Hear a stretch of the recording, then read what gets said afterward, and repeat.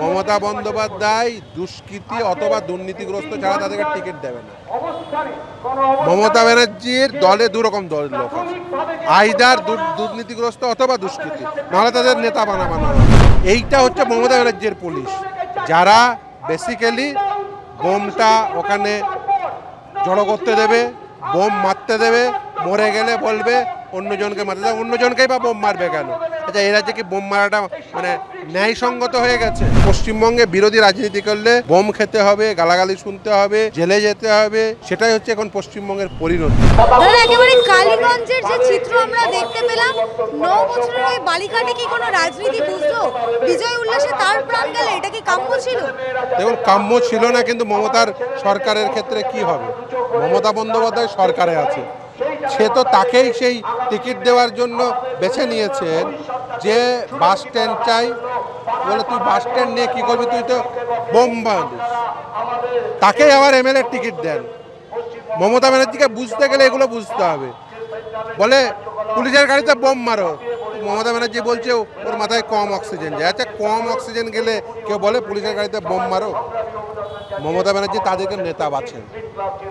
মমতা ব্যানার্জি নিজে থানা থেকে অপরাধী ছাড়িয়ে নিয়ে এসে বলেন আমি গন্ডা কন্ট্রোল করি।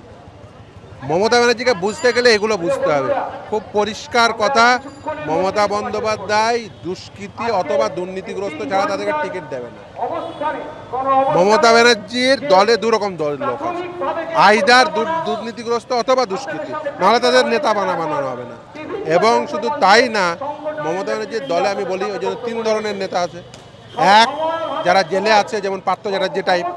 আর এক হচ্ছে যারা জেল থেকে ঘুরে এসছে, সুদীপ ব্যানার্জি, মদন মিত্র, ববি হাকিম, এই টাইপ। আর একটা হচ্ছে যারা জেলের জন্য অপেক্ষা করছে, বিজেপির অনুগ্রহে যারা জেলের বাইরে আছে, এটা হচ্ছে মমতা ব্যানার্জি টাইপ, যারা বিজেপির অনুগ্রহে জেলের বাইরে আছে। ওকে জেলে বাড়ানো উচিত, কিন্তু বিজেপির অনুগ্রহে জেলের বাইরে আছে। মমতা বন্দ্যোপাধ্যায়ের দলের অস্তিত্ব থাকবে না যদি ওর দলে দুর্নীতিগ্রস্ত এবং দুষ্কৃতী না থাকে। কালীগঞ্জের এই ঘটনায় পুলিশের যে নিষ্ক্রিয়তা, 1 ঘন্টা পর সেখানে উপস্থিত পুলিশ বলছে বোমটা ওর গায়ে মারা হয়নি, ও যায় একটা জায়গায় ফেলেছিল, ছিটকে এসে লেগে গেছে। এই নিষ্ক্রিয়তা। আচ্ছা, আপনি ওটা ছেড়ে দিন, বোমটা এলো কেন? বোমটা এলো কেন? Law and order state subject. Police আছে, পুলিশ মন্ত্রীর নাম মমতা ব্যানার্জি। বোমটা এলো কেন? তখন পুলিশ গিয়ে যারা বোম এনেছিল তাদের ধরতে পারেনি? এইটা হচ্ছে মমতা ব্যানার্জির পুলিশ, যারা বেসিক্যালি বোমটা ওখানে জড়ো করতে দেবে, বোম মারতে দেবে, মরে গেলে বলবে অন্যজনকে মারতে দেবে, অন্যজনকেই বা বোম মারবে কেন? আচ্ছা, এই রাজ্যে কি বোম মারাটা মানে ন্যায়সঙ্গত হয়ে গেছে? বোম মারাটা কি ন্যায়সঙ্গত? আমি ধরুন দরকার খাতে ধরলাম যে ওই শিশুটা মারার কথা ছিল, অন্য কাউকে মারার কথা ছিল, তাকে মারাটা কি ন্যায় হতো? সেটা কি আইনি কাজ হতো? তাহলে আইনে বেআইনি কাজ করতে বেসিক্যালি এরা প্রমোট করছে। পুলিশ রয়েছে, সরকার রয়েছে, অথচ বোম মজুত হচ্ছে কেন? এই বোম কেন মজুত হচ্ছে, এর উত্তর মমতা ব্যানার্জি দেবে না? কে দেবে? পুলিশ মন্ত্রী না মমতা ব্যানার্জি। ভোট চেয়েছো, ভোট পেয়েছো, ভোট পাওয়ার পরে নির্বাচিত হওয়ার পরে বলছো বোম জোগাড় হওয়ার পরে, বোম জড়ো হওয়ার পরে এখন বলছো অন্যজনকে বোম মারতে যেত। তো অন্যজনকে বা বোম মারার জন্য বোম নিয়ে আসবে কেন? অবশ্য ও তো তাকেই টিকিট দেয় যে যাকে বলে তুই তো বোম বাঁধিস, বলে খুব স্বাভাবিক, ওর রাজ্যে বোম বাঁধা লোক থাকবে। কিন্তু গোষ্ঠীদ্বন্দ্ব বলে চালানোর চেষ্টা করা হচ্ছিল পুলিশের পক্ষ থেকে, এসপি নিজে বলেছে। বোমটা এলো কেন? এসপি বলবে তো যে বোমটা এলো কেন। বোমটা আসার তো কারণ থাকবে। বোমটা পুলিশ, সেই ওই এলাকা কি মুক্তাঞ্চল? যে বোম আসবে কেন পশ্চিমবঙ্গে? বারুদ আসবে কেন? পুলিশ কি করছিল? বোম এলে তাকে ধরে ঘাট চেপে ধরে জেলে ভরতে পারেনি? যে বোম জড়ো করবে তাকে তো ঘাট চেপে ধরে জেলে ভরা উচিত। এই যে প্রাণঘাতী একটি বস্তু, যে বোম জড়ো করবে আর পুলিশ দাঁড়িয়ে দাঁড়িয়ে দেখবে যে বোম জড়ো হচ্ছে, এটা হয়? মমতা ব্যানার্জির সরকারের ক্ষেত্রে এটা হয়। আমি আগেই বলেছি, ও একটা হচ্ছে সরকার চালাতে চরম অদক্ষ, অকর্মণ্য, তার সাথে দুর্নীতিগ্রস্ত। সরকার কি করে চালাতে হয় জানে না ভদ্রমহিলা, সিম্পলি জানে না। শুধু তাই না, ও চাই দুষ্কৃতিরাজ থাকুক, দুর্নীতিগ্রস্ততা থাকুক, তবেই তৃণমূল কংগ্রেস থাকবে, না হলে তৃণমূল কংগ্রেসের অস্তিত্ব থাকবে না। পরিবার তরফে এটি দাবি উঠছে যে তার বাবা বা পরিবার সিপিএম সমর্থক ছিল বলে মেয়েটির প্রাণ গেল। সিপিএম করলে এবার বোম খেতে হবে তার মানে? সেটাই তো এখন পশ্চিমবঙ্গে বিরোধী রাজনীতি করলে বোম খেতে হবে, গালাগালি শুনতে হবে, জেলে যেতে হবে, সেটাই হচ্ছে এখন পশ্চিমবঙ্গের পরিণতি। অথচ মমতা বন্দ্যোপাধ্যায়কে দেখেছেন কদিন জেলে গেছেন? উনি তো বিরোধী রাজনীতি দীর্ঘদিন। ডিপলি শক। তাই ডিপলি শক। আপনাকে কি শক খাওয়ার জন্য মানে মুখ্যমন্ত্রী পুলিশ মন্ত্রী করা হয়েছে? আপনাকে তো ব্যবস্থা গ্রহণের জন্য, আপনি তো বলেছিলেন যে ওরা পশ্চিমবঙ্গের সমস্ত জনগণের দায়িত্ব নেবেন, তাই তো ভোট চাইতে গেছিলেন। ভোট কিসের জন্য চাইতে? একজন নেতা বা নেত্রী ভোট কিসের জন্য চায়? যে আমাকে নির্বাচিত করো, আমি নির্বাচিত হয়ে আমি তোমাদের দায়িত্ব নিচ্ছি, আমি সরকারটি আইন মেনে পরিচালনা করব। ব্যর্থ। ছেড়ে দিয়ে পালিয়ে যাও, যদিও ওকে আমি পালাতে দেবো না। আমি কালীঘাট অঞ্চলে ছেলে মেয়েদের বলে দিয়েছি, একদম রাতের বেলায় গভীরভাবে পর্যবেক্ষণ করে রাখবে। রাতের বেলায় মাঝে মাঝেই জানলা খুলে দেখবে পালিয়ে যাচ্ছে কিনা। পালিয়ে যেতে পারে, কিন্তু ওকে পালাতে দেবো না। 26-এর আগে ওকে পালাতে দেবো না। মানুষজন ভোট দিয়ে নির্বাচিত করেছে, ওকে 26 পর্যন্ত রেখে দেবো। যে মানুষও বুঝবে বিজেপি কে তৃণমূল কি। মানুষ এখন বুঝছে বিজেপি কি তৃণমূল কি। এত কিছু প্রমাণ থাকা সত্ত্বেও বিজেপি ওকে জেলে ভরছে না। আর এত কিছু প্রমাণ থাকা সত্ত্বেও বিজেপি যখন জেলে ভরছে না, তখন মানুষ ভবিষ্যতে 2026-এ বিজেপিকেও বুঝিয়ে দেবে, 2026-এ তৃণমূলকেও বুঝিয়ে দেবে। মানুষ এখন প্রস্তুতি নিচ্ছে।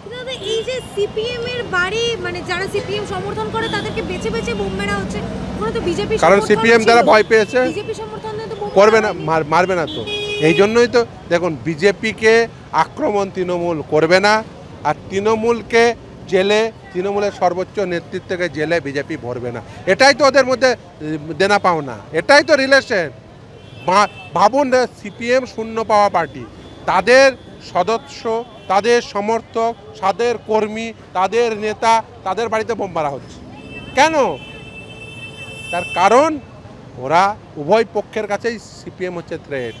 আর এরা জানে বিজেপি থাকলে তৃণমূল থাকবে, আর বিজেপিও জানে তৃণমূল থাকলে আমরা থাকব। ও দুবার বলে দেবে মুসলিম মুসলিম, তাহলে আমার হিন্দু হিন্দু হয়ে যাবে, আমার ভোট দুভাগে ভাগ হয়ে যাবে, তারপরে তো আমরা আছেই, চালিয়ে দেব। ফলে সিপিএম সেখানে যাতে একেবারেই অপ্রাসঙ্গিক হয়ে যায়, সেই জন্য সমস্ত রকম চেষ্টা করা হবে। তার কারণ এই চেষ্টা শুধুমাত্র এদের পক্ষ থেকে তা কিন্তু নয়, এর সঙ্গে যুক্ত হয়েছে একটা কর্পোরেট শক্তি। এটা একটা অদ্ভুত মেলবন্ধন, বিজেপি, তৃণমূল এবং কর্পোরেট শক্তির মেলবন্ধন। এই যে সিপিএম এর বাড়ি নির্বাচন করে বোম মারার পরও কুণাল ঘোষ বলছে সিপিএম এর জামানায় সন্ত্রাসের রাজনীতি হতো, তারা এই বিষয়ে মুখ না খোলাই ভালো। কুণাল ঘোষ ঠিক করে দেবে কে কোন বিষয়ে মুখ খুলবে। শুধু বলছি 26 পর্যন্ত থাকতে হবে। তৃণমূলকে বলুন 4 দিন, তৃণমূলের নেতাগুলোকে, বেশি না, 4 দিন পুলিশ ছাড়া, বাড়ির বাইরে পুলিশ থাকবে না, পুলিশ ছাড়া 4 পা হাঁটবে, পুলিশ ছাড়া 4 পা হাঁটবে। ইন্টারভিউ দিচ্ছি, পুলিশ ছাড়া 4 দিন হাঁটবে, পুলিশ ছাড়া 4 দিন হাঁটতে হবে। তৃণমূলের এমন রাজনীতি করতে না, মানে তো বড় বড় কথা। তো সন্ত্রাসের রাজনীতি করে, পুলিশ ছাড়া, কোনো সন্ত্রাসী ছাড়া, কোনো দুষ্কৃতী ছাড়া ঘুরে বেড়াচ্ছি। আর ওরা সব ভালোবাসার রাজনীতি করতে, পুলিশ ছাড়া ঘুরতে পারে না। তৃণমূল কংগ্রেস তো ভালোবাসার রাজনীতি করতো, তো পুলিশ ছাড়া ঘুরুক, দুষ্কৃতী ছাড়া ঘুরুক। তৃণমূলের যে কোনো নেতাকে বলুন 4 পা পুলিশ ছাড়া, দুষ্কৃতী ছাড়া হাঁটবে। পাড়ায় হাঁটতে পারবে না, নিজের বাড়ির সামনে হাঁটতে পারবে না। তৃণমূল এমন অবস্থা করেছে, নিজের পাড়ায়, নিজের বাড়ির সামনে হাঁটতে পারবে না 4 পা। সিপিএমের কোনো নেতার না সিকিউরিটির দরকার হয়, না দুষ্কৃতির দরকার হয়, 34 বছর ক্ষমতায় থাকার পরেও। কেন? তার কারণ মানুষ জানে সিপিএম। দেখুন, মানুষ প্রচারের দ্বারা বলবেন তৃণমূল কংগ্রেস ক্ষমতা পেয়েছে, প্রচারের দ্বারা মানুষ অনেক সময় আবিষ্ট হয়। কর্পোরেট পুঁজির দ্বারা অনেক সময় ভোট করানো যায়, কিন্তু তার অর্থ এই নয় মানুষের মন জয় করা যায়। দেখুন, ভোট পেয়ে অনেকেই নির্বাচিত হয়েছে, ভোট পেয়ে তো নরেন্দ্র মোদীও নির্বাচিত হয়েছে, গুজরাট গণহত্যার পরে নির্বাচিত হয়েছে। তাই বলে কি গুজরাট গণহত্যা স্যাংটিফাই করা হবে নাকি, যে হ্যাঁ ভোট পেয়ে নির্বাচিত হয়েছে বলে নরেন্দ্র মোদী গুজরাট গণহত্যা ঠিক ছিল? ভোট পেয়ে নির্বাচিত হওয়ার অর্থ এই নয় তার সমস্ত দুষ্কর্ম সেগুলো ঢেকে যায়। ভোট পেয়ে নির্বাচিত হয়েছেন মানে মানুষ দায়িত্ব দিয়েছে, এই দায়িত্ব পালন করতে হবে। আর দায়িত্ব যদি পালন না করেন, দায়িত্ব কি করে পালন করাতে হয় তা বামপন্থীরা জানে। ফলে দায়িত্ব ঘাট চেপে ধরে পালন করিয়ে দেবো। যা পালন করবে না মানে দেখুন, ক্ষমতায় কে? তৃণমূল। জেলে আছে কে? তৃণমূল। ঘাট চেপে ধরে দায়িত্ব পালন করে দেবো, করিয়ে দেবো। বামফ্রন্ট জানেন, এই যে দেখলেন সভা দেখছেন, আমরা জানি রাস্তার লড়াই কি করে করতে হয়, আদালতের লড়াই কি করে করতে হয়, কি করে এই দুষ্কৃতীদের সাথে লড়তে হয়। রাস্তার লড়াই থাকবে, আদালতের লড়াই থাকবে, আর ঘাট চেপে ধরে ক্ষমতায় থাকলেও ক্ষমতায় ওই ঘাট চেপে ধরে বলবে এইরকম করে পালন করতে হয়। মানুষকে সঙ্গে নিয়ে এই লড়াই চলবে। এই যে আপনি বললেন বামপন্থীরা মনে করিয়ে দিতে গেলে, কুণাল ঘোষে করে বামপন্থীদের মনে করিয়েছেন যে বালিগঞ্জের যে উপনির্বাচন হয়েছিল সেখানে সিপিএম এর গুলিতে লাশ পড়েছিল। দেখুন, সিপিএমের গুলিতে যদি লাশ পড়ে থাকে, কটা সিপিএম নেতা জেলে গেছে বলুন তো? সিপিএমের গুলিতে লাশ পড়ছে আর জেলে যাচ্ছে তৃণমূল, ক্ষমতায় তৃণমূল, এই তৃণমূলের অবস্থা। তার মানে কি? দেখুন, সত্য কখনোই মিথ্যা হয়, আর মিথ্যা কখনোই সত্য হয়। কিছু সময়ের জন্য কিছু মানুষকে আপনি মিথ্যা কথা বলতে পারেন, কিন্তু সব মানুষকে সব সময়ের জন্য সমস্ত মিথ্যা কথা সব মানুষের কাছে গ্রহণযোগ্য হয়ে যাবে, এটা কখনোই সম্ভব না। মমতা ব্যানার্জি সেটা ভুলে গেছেন। উনি ভেবেছেন মিথ্যাচারের মধ্য দিয়ে ক্ষমতায় এসছি, মিথ্যাটাকে কন্টিনিউ করব, দিয়ে ক্ষমতায় থেকে যাব। উনি ভুল করেছেন। এই যে দেখেছেন, মিথ্যাচার করে বাঘের পিঠে চড়েছে, এখন ঢোক গিলতে হচ্ছে, প্রতিদিন ঢোক গিলছে। আমি বলেছিলাম যে চোরাবালিতে ঢুকছো, যত হাত পা ছুটবে না তত ডুববে। এখন হাত পা ছুটছে আর ডুবছে, হাত পা ছুটছে আর ডুবছে, চোরাবালিতে ভেসে গেছে। লোকে এখন তো শুধু অপেক্ষা করুন, চারিদিকে ঘেরবে লোকে। বেকার চাকরি প্রার্থী ঘেরবে, যারা চাকরি হারিয়েছে ঘেরবে, যারা ওদের পয়সা দিয়েছে তারা ঘেরবে, সকলে ঘেরবে। সবাই বলবে দাও, 31 লক্ষ বলবে ভাতা দাও, যারা চাকরি হেরেছে তারা বলবে চাকরি দাও, যাদের কাছ থেকে ওরা টাকা নিয়েছে তারা বলবে টাকা দাও, সবাই বলবে দাও। মমতা ব্যানার্জি শুধু কালীঘাটে দুদিন পরে কালো মাথা দেখবে। দাদা, একেবারেই শেষ প্রশ্ন, এই যে চাকরির প্রসঙ্গে যদি আবারও ঢুকে, এসএসসির যে শারীরশিক্ষা এবং কর্মশিক্ষা বিভাগ, তারা যে টাকা দিয়ে চাকরি পেয়েছে, সিবিআই একেবারেই তা প্রমাণ করতে প্রস্তুত। কি বলবেন সে বিষয়ে?